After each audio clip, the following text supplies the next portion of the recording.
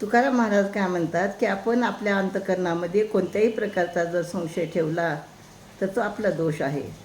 भक्ती करताना सुद्धा आपण संशय न ठेवता आपण भक्ती केली पाहिजे.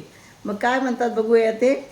याची नावे दोष राहे अंतरी किलमिष, मना अंगी पुण्य पाप, शुभ उत्तम संकल्प, बीजा ऐसी फळे, उत्तम का अमंगळे, तुका म्हणे चित्त, शुद्ध करावे ही हित.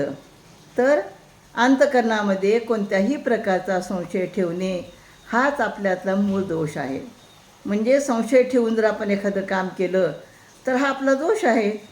पुण्य आणि पाप हे मनाच्या चांगल्या आणि वाईट संकल्पाप्रमाणे घडत असतात. आपण चांगला संकल्प केला, चांगली कामं केलं, पुण्याचं काम केलं तर आपल्या जीवनामध्ये सगळं चांगलं घडत असतं. आणि एखाद्यास वाईट काम केलं, चुकीचं काम केलं तर काय होतं, आपल्या जीवनामध्ये वाईट गोष्टी घडत असतात. म्हणजे ते काय म्हणतात, जसं बीज असतं त्याचप्रमाणे त्या वृक्षाला फळं लागतील की नाही. आणि म्हणून चांगली किंवा वाईट फळे कशावर अवलंबून आहेत, त्या बियावरती आहेत. त्याचप्रमाणे आपल्या अंतःकरणातल्या चित्तावर सुद्धा त्याचप्रमाणे घडत असतं. म्हणून आपले चित्त शुद्ध करावे आणि यातच आपले हित आहे. म्हणून आपण काय करायला पाहिजे, आपलं चित्त शुद्ध ठेवलं पाहिजे, मन शुद्ध ठेवलं पाहिजे.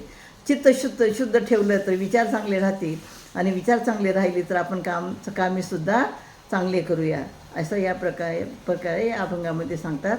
रामकृष्ण हरी.